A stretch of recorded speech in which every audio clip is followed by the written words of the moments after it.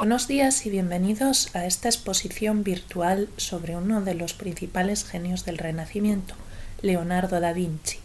A lo largo de las siguientes salas vamos a ver las características principales de este movimiento artístico, así como los principales puntos de la vida de este interesante artista. El Renacimiento es un movimiento artístico que se desarrolla durante los siglos XV y XVI, que tiene su centro en Italia, pero que luego se extenderá por toda Europa. Se inició en la ciudad italiana de Florencia, desde donde se difundió primero a otras ciudades italianas como Venecia y Génova, y luego al resto de Europa, debido a la movilidad de los propios artistas que iban buscando mecenas que financiaran sus obras. Además de un movimiento pictórico y escultórico, también supone un notable desarrollo de la cultura científica y del humanismo, que desplazará el punto de interés anterior, centrado en la glorificación de las obras de Dios, centrado en lo que es la glorificación de las obras de la Iglesia, hacia el interés en el hombre como individuo y la naturaleza como su marco de desarrollo.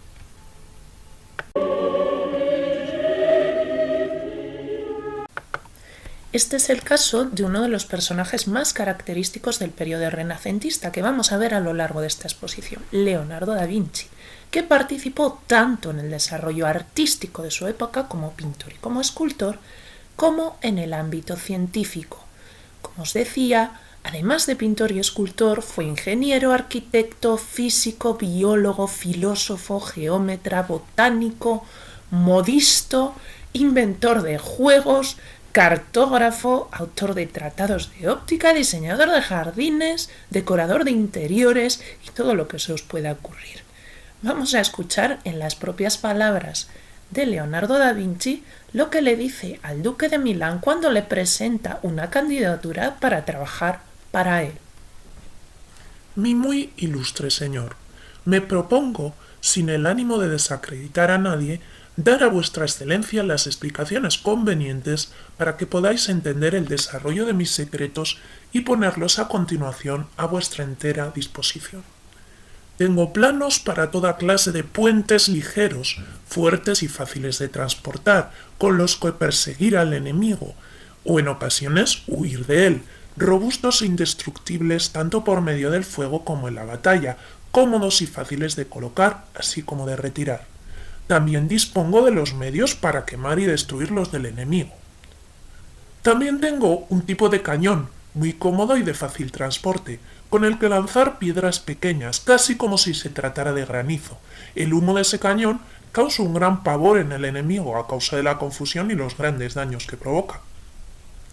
Donde el uso de los cañones resulte impracticable, yo armaré catapultas, mangoneles, fundíbulos y otros instrumentos de eficacia asombrosa que no son de uso común.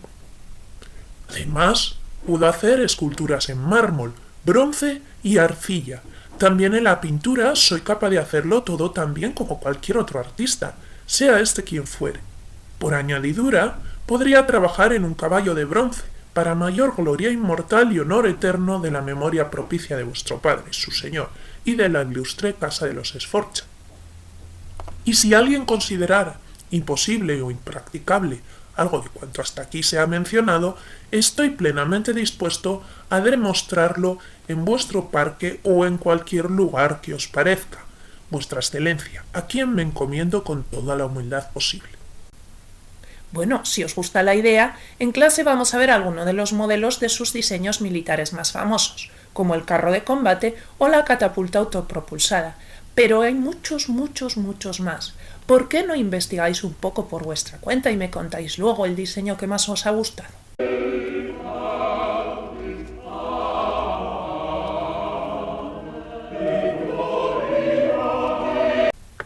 Para llegar a tener todos estos conocimientos, Leonardo necesitaba un contexto propicio para la experimentación, y este avance fundamental estaba precisamente relacionado con otra invención de la época, que no la hizo él. En este caso fue un alemán, Gutenberg, el que puso en marcha la primera imprenta. Esto, en primer lugar, abarata considerablemente el precio de los libros. ya no tienen que copiarlos unos monjes a mano y por encargo, sino que se imprimirán de forma mecánica, así que el acceso a los libros estará más extendido. Por otro lado, también permite a las personas ilustradas de la época, esto es, aquellos que saben leer y escribir, que si recordáis lo que estudiamos sobre la Edad Media, son una minoría.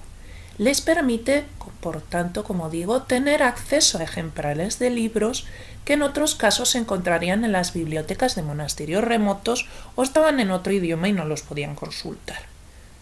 Me refiero sobre todo a las obras de los autores griegos y romanos, que fascinaron a los sabios del periodo renacentista y fueron los que realmente despertaron ese interés nuevo por la experimentación y la medición de los fenómenos naturales. Recordad que sobre todo los griegos eran grandes filósofos, sí, de acuerdo, pero también matemáticos y geómetras. Bueno, Leonardo es considerado como uno de los padres del método científico. Escuchemos en sus propias palabras cómo entendía él el proceso de investigación. Al abordar un problema científico, dispongo primero de diversos experimentos, ya que pretendo determinar el problema de acuerdo con la experiencia, mostrando luego por qué los cuerpos se ven obligados a actuar de ese modo. Ese es el método que hay que seguir en todas las investigaciones sobre los fenómenos de la naturaleza. Este es un cambio fundamental respecto a etapas anteriores, en las que se consideraba lo divino como infalible y no se cuestionaban las obras de Dios.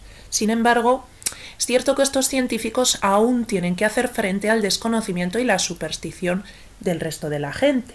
Todos conocéis, por ejemplo, el caso de Galileo, que fue perseguido por la Iglesia.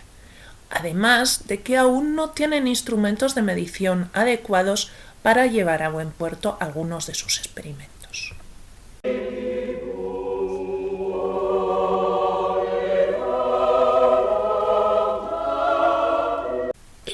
Pero tantas nuevas experiencias y el acceso al conocimiento hacía que estos artistas tuvieran muchas inquietudes y ganas de conocer el mundo, desde luego, lo cual provoca que el movimiento renacentista se extienda rápidamente, como veis en ese mapa, desde Italia hacia otros focos de cultura europeos, como Alemania, los Países Bajos o Francia. Recordad que en Alemania, por ejemplo, es donde se inventó la primera imprenta. Nuestro amigo Leonardo no será una excepción. Después de haber trabajado para grandes personajes italianos como el duque de Milán o el propio Papa, sus inquietudes hacen que pase sus últimos años al servicio del rey francés Francisco I. Este rey, que apreciaba mucho los amplios conocimientos del italiano, le dio alojamiento en una pequeña mansión del Valle del Loira que se llama Clos Lucé, donde existe actualmente una exposición de los principales prototipos inventados por Leonardo a lo largo de su vida. A ver si podéis visitarla en algún momento.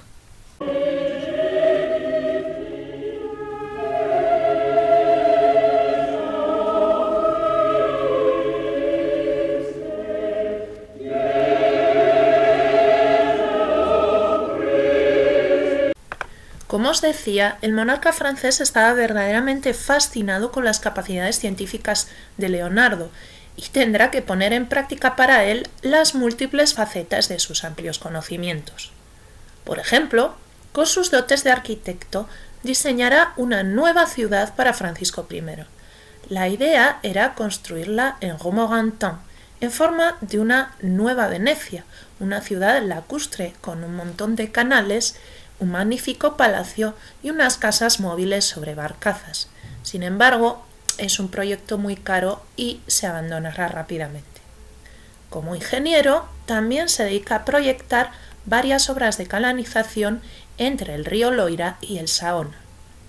Como diseñador de interiores, de vestuario y de escenarios, será el encargado de organizar suntuosas fiestas para que el rey francés agasaje a sus amigos, como la celebrada para el cumpleaños de la hermana del rey en Argentan.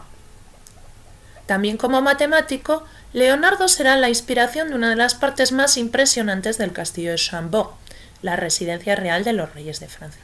Una escalera de doble hélice central que hace que las personas puedan subir y bajar a la vez sin encontrarse en ningún momento. En clase podréis ver un modelo 3D del diseño que ideó Leonardo. En cualquier caso, Leonardo no volverá ya a Italia y morirá en el castillo de Clos-Lucé a los 67 años de edad.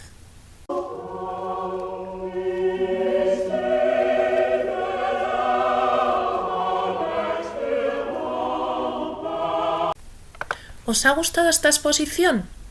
Hay un montón de detalles muy curiosos sobre Leonardo que podéis investigar por vuestra cuenta si os interesa. Por ejemplo, era zurdo y escribía sus cuadernos, como podéis ver aquí a la izquierda, con las letras al revés, de modo que para leerlos se necesita obligatoriamente un espejo. Además de todo lo que sabía, era también un buen músico, según sus contemporáneos, y le encantaban los animales, llegaba incluso a comprar pájaros para poderlos liberar después. En fin, aquí termina el recorrido por esta exposición virtual. Espero que os haya despertado algo de curiosidad sobre una época tan importante y tan rica en producción artística como es el Renacimiento.